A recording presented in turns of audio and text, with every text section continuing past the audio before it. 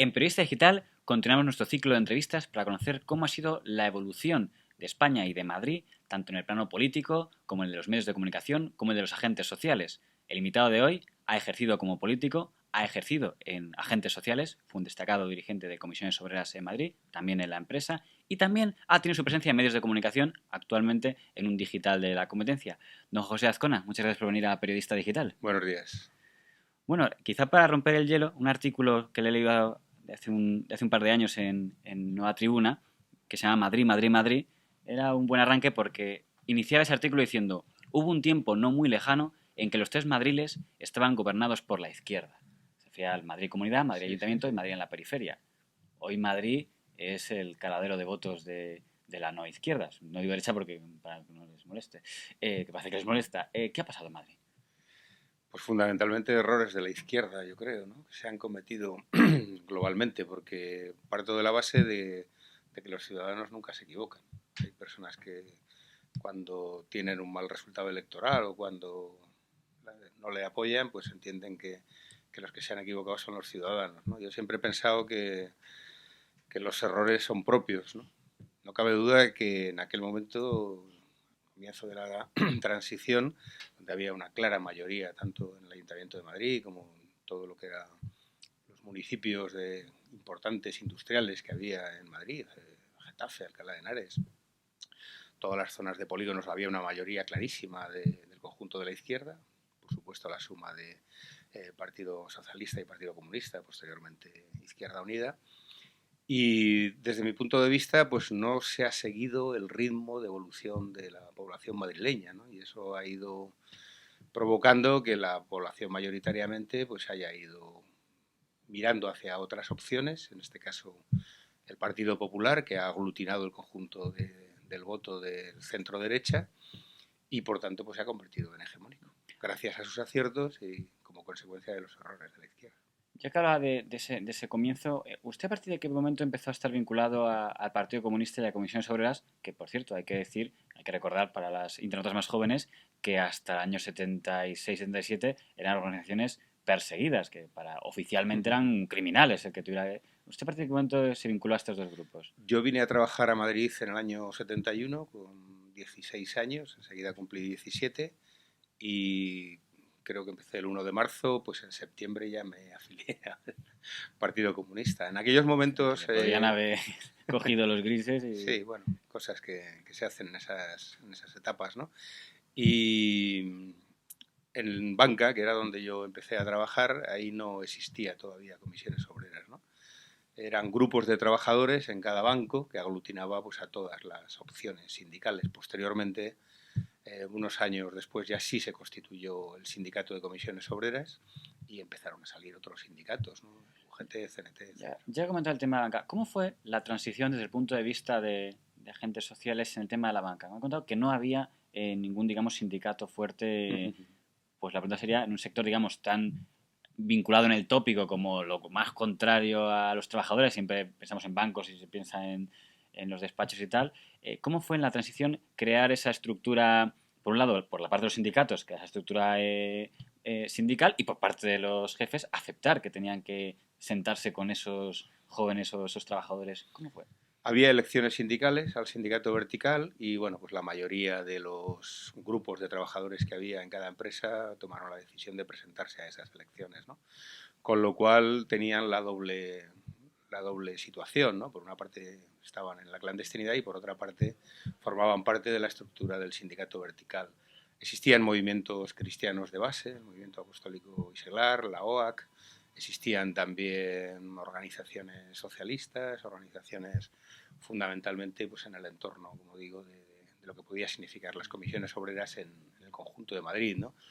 La decisión en aquel momento de no constituir todavía comisiones es porque se entendía que había que esperar a que el movimiento se consolidara y que la mayor parte de los trabajadores y de los miembros de esos grupos de trabajadores pues tomaran la decisión también de sumarse, ¿no? a la creación de comisiones obreras, como así fue en el año 75, cuando se crean en banca. ¿Cómo, lo percibió por parte de la otra parte? ¿Cree que fue bien Sí, recibido? ¿Tenían buena disposición a aceptar? había algunos casos de despidos, hubo despidos en algunas empresas, en concreto en el Banco Popular, despidos muy sonados de Jesús Vela, Pedro de Diego, personas muy O significativas. sea, que eso es interesante, claro. O sea, que todavía había sectores que solo... Sí, sí. Sin embargo, yo creo que la banca en su conjunto pues fue asumiendo que necesitaba un interlocutor que representara realmente a los trabajadores. Esto se veía en la elaboración de las plataformas reivindicativas para las negociaciones de los convenios colectivos, donde había una gran participación de los trabajadores, se hacían encuestas, se buscaba recabar su opinión y luego se llevaban a la mesa de negociación pues las propuestas que se habían sintetizado de lo que planteaban todos los trabajadores, ¿no? Las negociaciones fueron bastante fluidas en general entre la patronal bancaria y los sindicatos. ¿Hay alguna figura en ese momento, digamos, de liderazgo por parte de la banca que se pueda decir esta persona apostó muy bien para el cambio, para entender que eso tenía que ser normal? De los que les suena a usted, pues no sé si está, creo que son los banqueros principales, pues que serían Escámez, Aguirre Gonzalo. ¿Hay alguno que diría, pues esta figura yo creo que ayudó mucho? Desde mi punto de vista, el banco o la persona que más favoreció un proceso hacia la transición democrática fue Valls Taberner, el En presidente el del Banco Banco Popular. Popular. Sí. O sea, que creo que cuando decía antes que en el Banco Popular hubo despidos, sino que no era responsabilidad del señor Valls, sino de otros... Al principio fue un banco y una persona que cambiaron claramente, ¿no? Cambiaron claramente de actitud. Luego, bueno, pues en Cataluña, por ejemplo, estaba Jordi Puyol, ¿no? Que tenía el caso de banca catalana, pero era una persona que allí negociaba también con los sindicatos. Vamos a entrar un momento en la parte política. Por cierto, a modo de broma, me llama la atención mirando en periódicos que he visto que era muy buen jugador de fútbol, que he visto ahí Sí. algún artículo que decían que en el partido de fútbol Lisboa. pues que no dejó usted en mal lugar a España. Sí, sí, sí. Pero más aparte, Ganamos.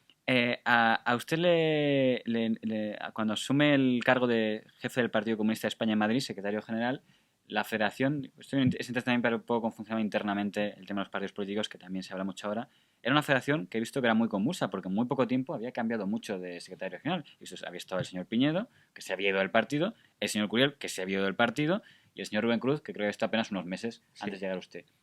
¿Cuál era el ambiente de aquel momento que había en el Partido Comunista de España en Madrid? Había mucho debate, ¿no? Y había posiciones claramente distintas sobre cómo enfocar, por una parte, la relación con el Partido Socialista, por otra parte, las movilizaciones sociales. Y en aquella época es cuando se produce también el cambio de la Secretaría General del PC a nivel de toda España, ¿no? Estaba Gerardo Iglesias, luego se incorpora Julián Guita, ¿no? Yo me incorporo en el secretariado a nivel nacional con Julián Guita. Y la opinión que hay en la dirección federal es que Madrid no funciona, en esos momentos pues no está bien dirigido, ¿no? Por lo cual pues a mí se me plantea la posibilidad de asumir la Secretaría General, ¿no? del Partido Comunista de Madrid y posteriormente pues de la coordinación de Izquierda Unida, ¿no? Era consecuencia de las diferentes estrategias que se planteaban en aquel momento, ¿no? Es curioso que siendo usted el líder, si me permite, porque se suele decir que el coordinador de Izquierda Unida y el secretario general de partido es más o menos el líder, pero usted no fue candidato No. a la presidencia de Madrid. De hecho, en las dos elecciones que hubo estando usted en el liderazgo, la del 87 y la del 91, se escogió como candidata a una persona que no era del PC, o sea que había sido del PC, pero creo que estaba fuera, que era la señora Villalonga. Sí, yo creo que en aquella época ya estaba nuevamente, pero independientemente de eso, yo tenía una opinión que la sigo manteniendo y es la separación entre la estructura del partido y la estructura de representación de la sociedad, ¿no? O sea, yo creo que ese modelo es más correcto, ¿no? Porque tiene que haber una diferenciación de poderes, no se debe de juntar en una sola persona. Sin embargo, no es el modelo en España, tanto en el Partido Popular como en el Partido Socialista, como Se lleva la en todas las concentración organizaciones se va a la identificación de secretario general y candidato. El modelo del PNV es diferente, el líder del partido normalmente pues es diferente al Lehendakari, al candidato al Lehendakari, y yo creo que es más acertado que haya esa división de poderes. En un momento determinado se produce un debate interno a raíz de la desintegración de la Unión Soviética y se abre un debate interno en el Partido Comunista de España, un debate en el que no vamos a ocultar, se le señala a usted como uno de los renovadores y a los otros con el sector duro, y en medio de ese debate dimite provisionalmente el señor Anguita, que es una cosa poco habitual que el líder dimita temporalmente. Sí. ¿Cuál era el fondo de la historia que...? El motivo por el que se produjo aquella dimisión fue por el enfrentamiento con Izquierda Unida del País Valenciano, Izquierda Unida de Galicia, ¿no? Que apostaban por un modelo, digamos así, más federal o más confederal, más de absoluta autonomía de los territorios, ¿no? Esto no lo acepta Julio y presentó su dimisión. Pero luego volvió poco después. Sí, al cabo de un tiempo volvió a retomar la dirección. Lo que pasa es que ya en una situación diferente, ¿no? Ya las relaciones eran malas con muchos territorios y al poco tiempo ya pues se produjo la ruptura después de la asamblea donde se debatió el tema de Maastricht, de la aceptación o no aceptación del Tratado de Maastricht por parte de Izquierda Unida. Entonces había una parte muy importante de la organización, en torno al 40%, que no compartía la estrategia de Julián Guita de confrontación total con el Partido Socialista y rechazo al proceso que se marcaba en Maastricht, etcétera, y bueno, pues eso fue posteriormente llevando a la creación de Nueva Izquierda. ¿Acepta que se identificara usted en aquel momento como uno de los principales, digamos, adversarios, si se quiere, en aquel debate interno del señor Anguita? Lo digo porque en prensa he visto que usted y el señor Palero lo han marcado, digamos, como los dos grandes enemigos, y aquí el señor Pérez más o menos vino a ratificar ese posicionamiento. ¿Comparte usted que el señor Montenegro era el que lideraba junto con el señor Palero esa oposición al señor Anguita? No, bueno, el candidato en la Asamblea Federal fue Nicolás Sartorius y luego había... Que en la parte del PC sería más en la que... bueno, dentro del PC había dos posiciones también, ¿no? Y dentro del secretariado del PC y dentro de la comisión ejecutiva, ¿no? Pero las personas más significativas de aquella candidatura pues fueron Nicolás Sartorius, Pablo Castellanos, Alonso Puerta, que eran miembros del PASOK, ¿no? Y después coordinadores territoriales, ¿no? El coordinador de Castilla-La Mancha, el coordinador de Valencia, de Galicia, por cierto, un recuerdo para él porque ha fallecido recientemente, Aragón, partes importantes de Andalucía, es decir, era un tema muy transversal que había personas reconocidas de todas las organizaciones, ¿no? Francisco Palero, efectivamente, era uno de ellos. Cuando preguntamos a don Ángel Pérez por un poco la parte en la que su enfrentamiento con doña Susana López, que fue lo que marcaría la Federación de Madrid durante 60 años, dijo que en aquel momento estaban juntos. Digo, ¿no? Sí, efectivamente. Estuvimos juntos. Sí, sí. Y dijo, yo he sido el único coordinador de Izquierda Unida de Madrid que se fue voluntariamente, lo cual me lleva a algunos años que usted no se fue voluntariamente. Hubo un congreso en Madrid, efectivamente, donde la posición que yo defendía se quedó en minoría y fue cuando entró Susana. Que luego tampoco duró mucho. Unos meses, sí. Luego ya pasó Ángel, sí. ¿Qué conclusión podemos sacar ahí en cuanto lo digo? Porque en el fondo el debate de fondo aquí es cómo funcionaba internamente el proceso, entre comillas. Izquierda Unida muy democráticamente. Era que en comparación con el PP y el PSOE parece que hay más votaciones internas. Continuamente. Pero también parece que hay más inestabilidad. ¿Cómo eran que estado bueno, después no. Después ya Ángel se consolidó como secretario, coordinador y ha habido estabilidad, ¿no? Yo creo que era consecuencia también de aquel momento, ¿no? Donde había posiciones muy dispares, muy distintas. Y bueno, pues era normal que no solamente en Madrid, sino en general en casi todas las organizaciones había mucho movimiento de líderes. Que el proceso, digamos, de tanto la asamblea en la que el señor Anguita ganó al señor Sartorius, sí, con una diferencia muy pequeñita, han hecho 40%, 60-40, sí. Como la de Madrid, en la que... Hay que tener en cuenta que en aquella asamblea Cataluña no votaba. O sea, que Cataluña ya era iniciativa per Cataluña. En el caso de que pues yo presumo que si hubieran votado, hubieran votado, la posición mayoritaria hubiera sido la de Nicolás. Sí, y en el caso de la de Madrid, también no sé si haya ajustado la de la relación con... También fue del entorno de 60-40, sí. Entonces, ¿se podría poner como un modelo de división o como un ejemplo de que en Izquierda Unida sí había democracia? Yo creo que es un modelo de democracia, ¿eh? O sea que ahora también hay sus opiniones distintas en Izquierda Unida, ¿no? Y yo, francamente, creo que es mejor que haya esos debates, igual que los hubo en el PSOE recientemente, con la candidatura de Tomás Gómez, ¿no? Que también ganó en unas votaciones internas. Parece que en el Partido Popular madrileño se ha dado menos. Ni siquiera estuvo Núñez Morgades aquí, algo hablamos con ese tema con él. Una gran persona. Ha habido pocas votaciones internas en el Partido Popular, ¿no? Prácticamente en aquella época ninguna, porque estaba Luis Eduardo Cortés, si no recuerdo mal, de presidente, secretario general, sin congreso. Y nunca hizo congresos, efectivamente, y llegó un momento ya que era otro modelo de partido, claro, mucho más. ¿Podríamos ser más pesados y decir que la izquierda es más propensa a la democracia interna que la Hombre, desde mi punto de vista, evidentemente sí. Y en el caso del debate, por terminar, digamos, la parte política, sí. También hubo un debate que decían que estaba de fondo en toda esta etapa que hemos dicho, de quienes pensaban que el Partido Comunista de España, tras desaparecer el Partido Comunista de la Unión Soviética, no tenía que mantenerse. Sí, cuando has comenzado con el tema de Gorbachev pensaba que ibas a preguntar por ese tema, porque esto fue en verano, fue en agosto y inmediatamente hubo una conferencia en el Escorial, en la Universidad de Verano, donde pues, destacados dirigentes, ¿no? Como Nicolás Sartorius, Antonio Gutiérrez, que entonces era secretario de Comisiones Obreras, y bueno, yo en concreto escribí algún artículo planteando la necesidad de que el Partido Comunista de España se transformara en Izquierda Unida, junto con el resto de movimientos, que hubiera un solo partido, ¿no? Este debate se produjo en Italia también, donde el Partido Comunista Italiano se convirtió pues, en el Partido Democrático, el Partido de la Izquierda Italiana, etcétera. Y bueno, pues yo creía que eso era lo mejor aquí, ¿no? Que marcaba una tendencia, que lo que ocurría en la Unión Soviética pues era un problema serio para todos los partidos comunistas del mundo, era un toque de atención y que por lo tanto que había que buscar nuevas fórmulas en la propuesta política, en el programa político y en la organización, ¿no? En lo que era la herramienta, el instrumento para organizar a la sociedad. Y por eso yo planteé efectivamente que el Partido Comunista de España desapareciera y que se convirtiera... Utilizábamos una palabra muy religiosa en aquel momento, que era la transustanciación, ¿no? Es decir, que se convirtiera en otra cosa, ¿no? Que cambiara de paradigma, que cambiara de criterio. Pero esa posición fue derrotada en el PC.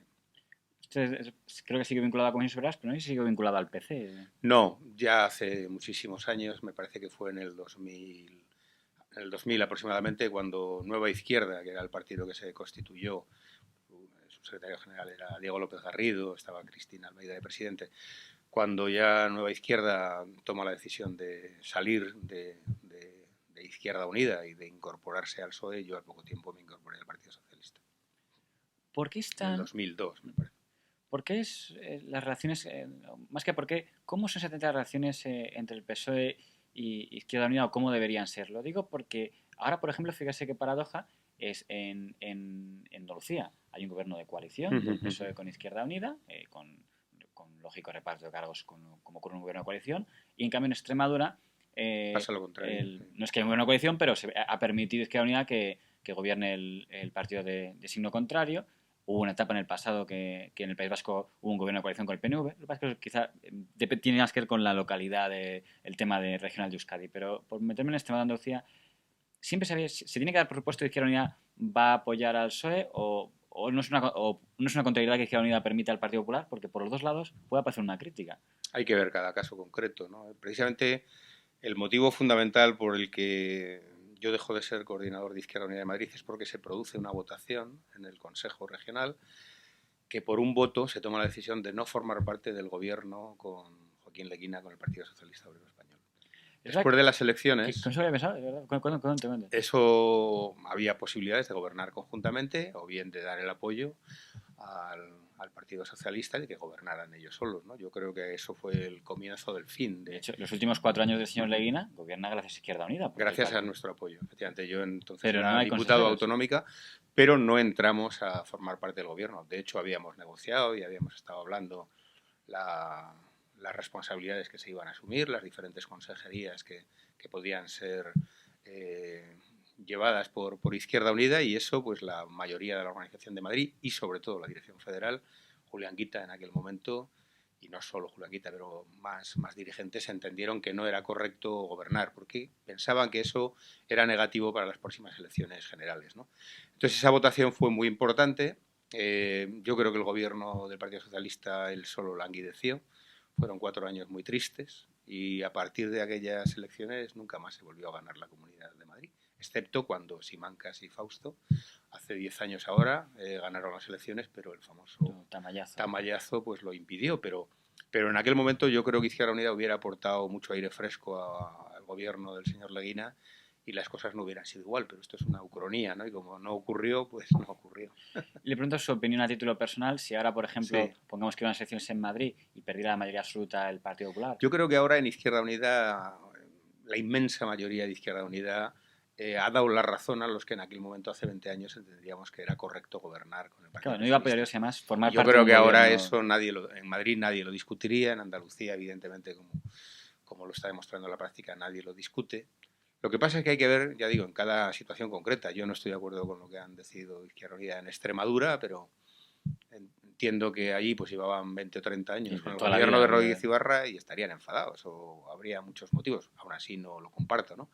Pero me imagino que eso volverá a su cauce, porque lo lógico es que el Partido Socialista e Izquierda Unida se pongan de acuerdo, incluso que amplíen esa alianza, ¿no? Que lo amplíen a otros partidos del proceso constituyente español, como en su momento fueron el PNV o Convergencia en Cataluña, o ahora UPyD, que es un partido que parece que en Madrid tiene una cierta presencia.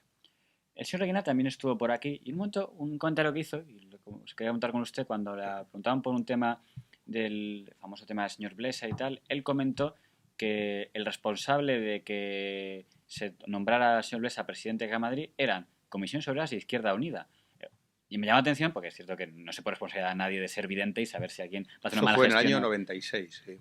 Entonces, no tanto por la parte de la gestión, porque evidentemente nadie puede saber a futuro la gestión que ha tenido una persona, pero sí es poco habitual que el Partido Comunista y Comisiones Obreras, entiendo que él sería candidato propuesto por el PP, según el señor Leguina, dieron el apoyo decisivo. ¿Fue así? Hubo un acuerdo, porque en aquel momento el presidente era Jaime III, ¿no? Que era un hombre, desde mi punto de vista, que lo hizo bien, ¿no? Y Jaime III había sido elegido presidente con el acuerdo del Partido Socialista Obrero Español y el CDS. Hay que tener en cuenta pues, que los representantes eran nombrados por la Asamblea de Madrid, por los ayuntamientos, etcétera, ¿no? Eso no solamente en Madrid, sino en todas las comunidades autónomas. En un momento determinado, cuando se produjo el cambio en el gobierno de la Nación y también en la Comunidad de Madrid, que gobernaba el Partido Popular, tanto en la Moncloa como insisto, en la Puerta del Sol, como en el Ayuntamiento de Madrid, veíamos normal, yo creo que eso también lo veía todo el mundo, que ese candidato tuviera el apoyo del principal partido, que en aquel momento era el Partido Popular, ¿no? El Partido Popular y el Partido Socialista estuvieron negociando, viendo qué posibilidades había de candidatos alternativos, no hubo acuerdo y se planteó la posibilidad de un acuerdo entre Comisiones Obreras, Izquierda Unida y el Partido Popular, y se firmó por parte de los secretarios generales de estas organizaciones. Sí. Llegó a haber una portada de un periódico del país que decía pacto secreto entre el Partido de Siempre Comisiones fue Obreras, público. cuando, me dicen porque esa portada de la referencia fue con el 2000 y pico, pero el propio país lo había publicado en el 95. País, 5 días, Vale, Expansión, pues, todos los para ese periódicos. pacto, pero no es secreto. El acuerdo fue totalmente público y el contenido también del acuerdo. Ya que he entrado en el tema de las cajas, quería hacer una reflexión sobre un cambio de percepción que me parece que ha habido en la gente. Hubo una época en la que yo entiendo, y corrígeme si me equivoco, que la percepción de que los partidos políticos seleccionaran determinados consejos, los de una caja de ahorros, los del Consejo de Poder Judicial, era visto como una medida democrática. Para asegurarse, digamos, de que no sean todos de una dirección, o son todos, digamos, piensen igual, pues que cada partido tenga unos representantes nombrados por ellos para asegurarse que haya un sitio plural. Y pueda ser visto como un símbolo de pluralidad.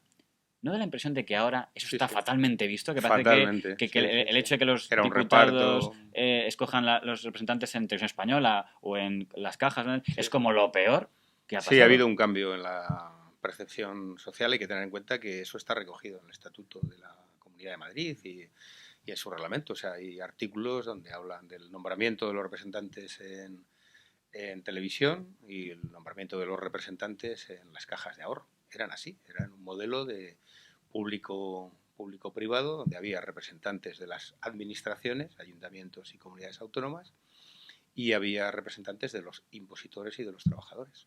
Yo creo que era un buen modelo, pero que ha habido una decisión de eliminar las entidades de ahorro porque hacían la competencia a los bancos privados y esa posición ha salido adelante. Acaba de sacar un tema que me parece interesante para los internautas, porque es verdad que también he leído algún artículo relativo a la morosidad y a las cajas.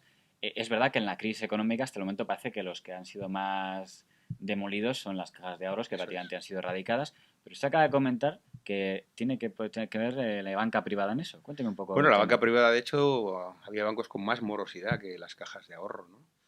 Pero este es un tema desde el comienzo de las cajas de ahorro, ¿no? Los bancos siempre lo han visto como un elemento competidor muy importante. Las cajas de ahorro habían llegado a tener el 50% de los pasivos y de los activos. Se habían convertido pues, en un referente para muchísimas personas, para toda su actividad financiera, ¿no? Y yo creo que los grandes bancos esto nunca lo vieron bien, ¿no?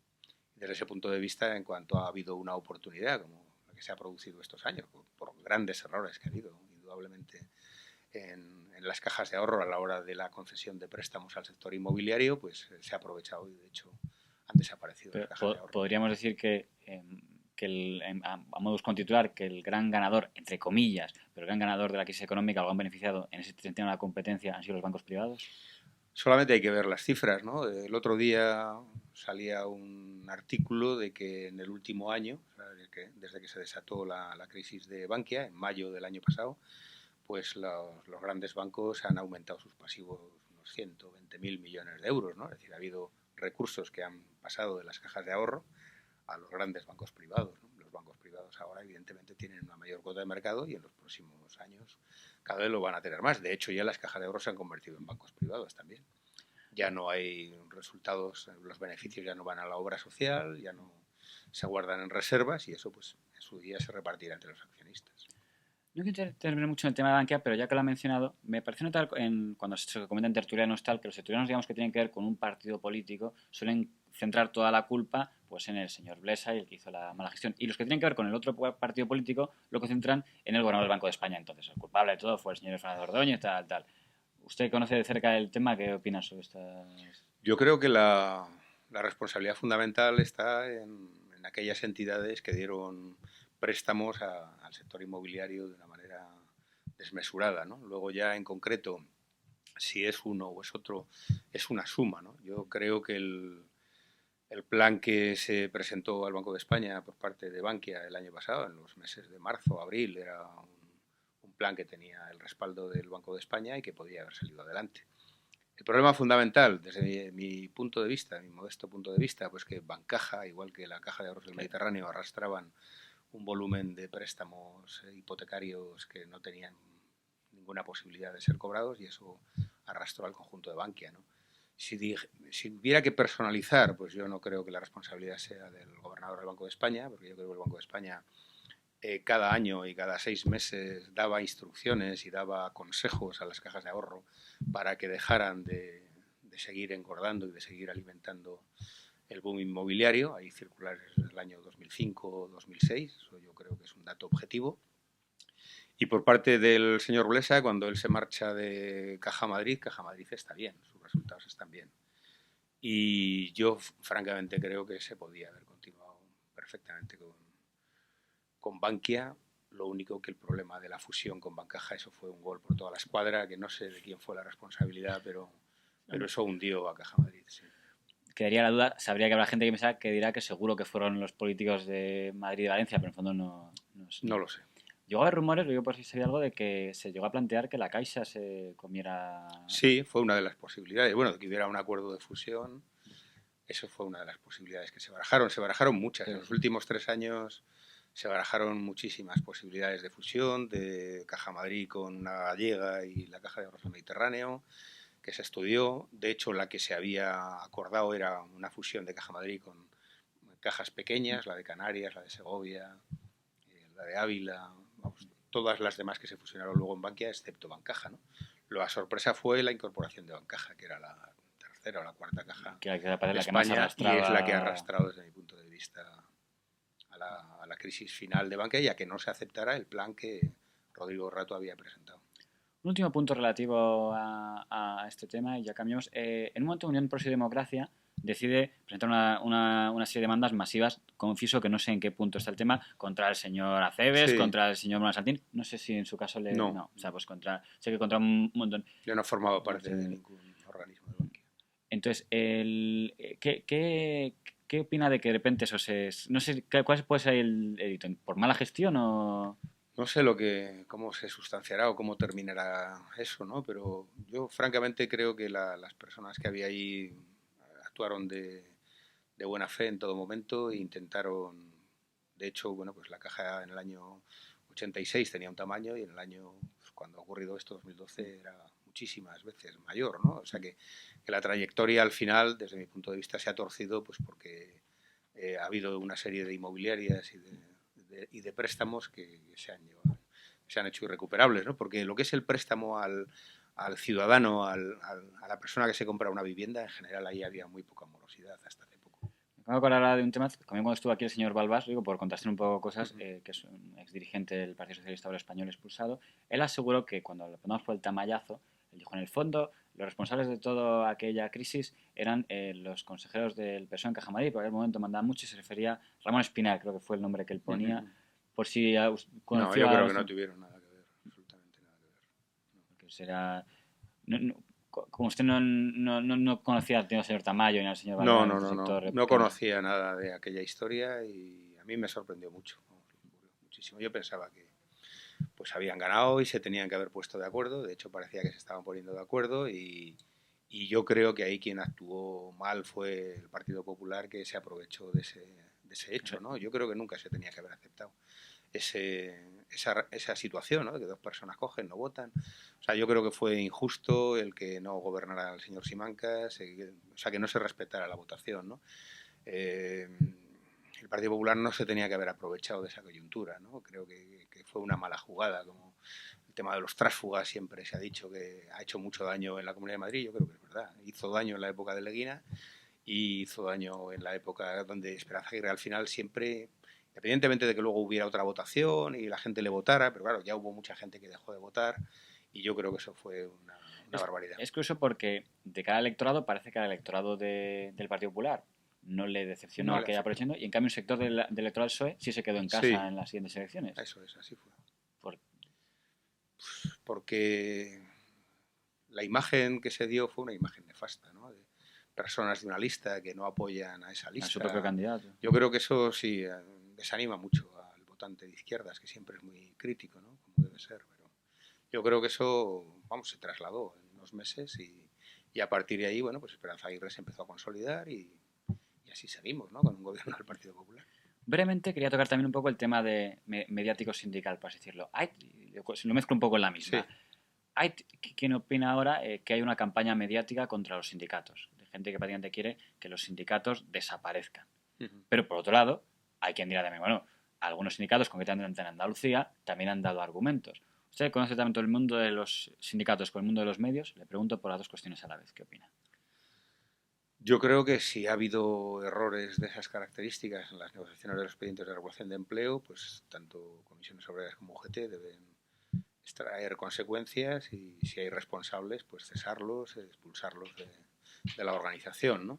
Yo creo que eso no se debe aprovechar para hacer una causa contra las organizaciones sindicales, sino todo lo contrario, ¿no? Yo creo que si se han negociado 100.000 expedientes en España, pues estoy seguro que 99.900 se han llevado correctamente y puede haber alguno que no se haya hecho bien y ahí es donde indudablemente y máxime si ha habido personas que se han beneficiado personalmente, pues se debe de seguir responsabilidades. Yo creo que los sindicatos son imprescindibles, son parte de la columna vertebral de la estabilidad de este país y que mal haría cualquier gobierno y cualquier medio en ponerles en la picota, ¿no? O sea, hay errores, evidentemente, igual que se está viendo que hay y ha habido grandes errores en los partidos políticos en la época de la transición, actualmente en el conflicto que tiene el Partido Popular, pero yo creo que hay que diferenciar el comportamiento de determinadas personas con las organizaciones que deben de ser respetadas y desde ese punto de vista pues vende mucho la idea de poner a parir a los sindicatos, poner a parir a los partidos, pero yo creo que debería de hacerse un esfuerzo por darle la vuelta a esa situación y tratar de exponer también a la ciudadanía todos aquellos aspectos positivos que tienen los partidos políticos y tienen los sindicatos. Llega a aspectos positivos, ahora parece que vuelven los brotes verdes. He visto algún periódico que decía que vuelven brotes verdes. Usted creo que sabe bastante más de estos temas de lo que pueda saber yo. ¿Cree que estamos en buena dirección o que es la dirección equivocada? Yo creo que por una parte hay mejoría de lo que es el mundo financiero, lo que son las bolsas, lo que es la prima de riesgo, todo lo que forma parte del mundo financiero, pero la economía real sigue muy perjudicada y desde mi punto de vista solamente se podrá hablar de salida de la crisis cuando se empiece a crear empleo. ¿Por qué no se crea empleo en España? Porque todo el fenómeno de las exportaciones en general pues son un tipo de empresas que no son especialmente intensivas en mano de obra y sin embargo pues todas las empresas de dentro del tejido industrial y de la distribución española pues están de capa caída porque hay 6 millones de personas que están en paro y muchos más millones que tienen una capacidad adquisitiva muy baja. Mientras no haya un aumento de la capacidad adquisitiva, de la capacidad de compra de las familias, pues yo creo que no se va a empezar a salir de la crisis. Por eso no me parece una línea adecuada la de seguir detrayendo la demanda, ¿no? Y seguir bajando los salarios, seguir bajando las pensiones. Eso creo que al final es absolutamente imposible de recuperar un país y una economía si no hay un aumento de la demanda interna. Dijo aquí don Julio Ariza que este le parecía el gobierno más antisocial de la historia de la democracia. ¿Usted secundaría esa expresión? No lo sé, es difícil de ser siempre tan tasativo, ¿no? No lo sé. Probablemente Julián, que sigue muy de cerca las cosas, tenga razón, ¿no? Pues ya para buscar algún tipo de conclusión, lo ha contado usted más o menos, evidente que ahora parece que hay cierta decepción, no sé, con los partidos políticos. Hablamos antes de algo muy interesante que es el tema de la representatividad, que por lo menos en otros organismos está ahora visto como lo peor de lo peor. El gobierno parece que tampoco tiene buena imagen, los medios y los sindicatos tampoco, no sé si por campañas mediáticas o por errores, pero y los periodistas tampoco, porque vamos a engañarnos.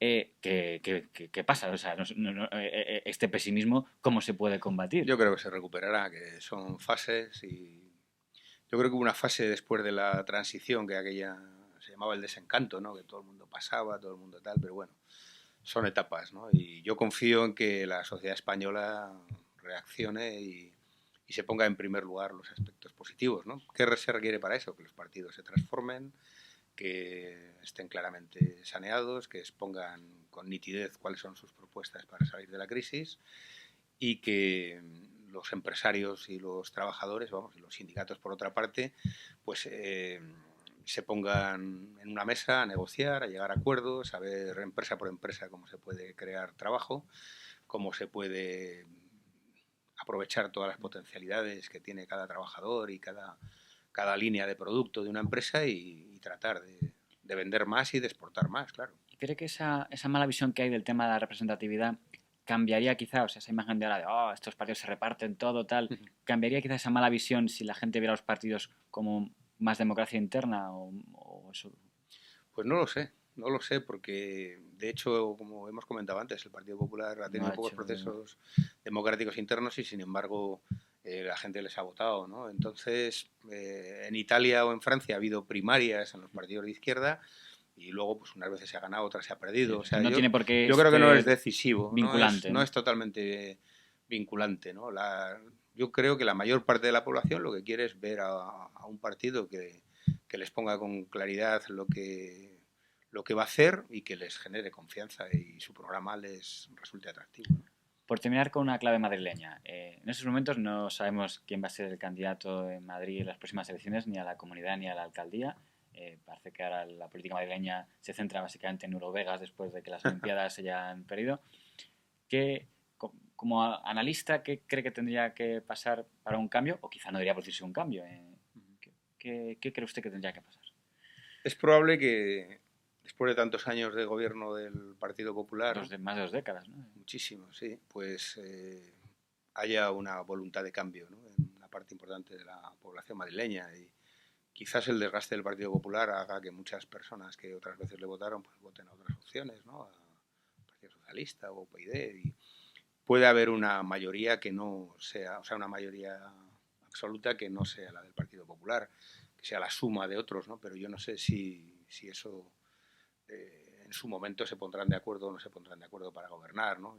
Yo sí percibo pues que hay una voluntad de cambio, ¿no? En la población. Luego pues el papel que está jugando Ana Botella o Ignacio González no es especialmente brillante, y por tanto, bueno, pues está todo abierto, ¿no? Yo creo que lo bonito de estos próximos 2 años es que en Madrid puede haber diferentes opciones, puede haber una alternativa, y el tema es cómo construirla, ¿no? Por parte de las fuerzas de izquierda. Pues seguiremos con atención el proceso. No sé si usted se plantea volver a la primera fila. No, de momento. En absoluto, no. Pues de momento nosotros lo que sí agradecemos es que ha venido a esta fila, la de Periodista Digital. Muchas gracias. Para compartir nuestras sus valoraciones.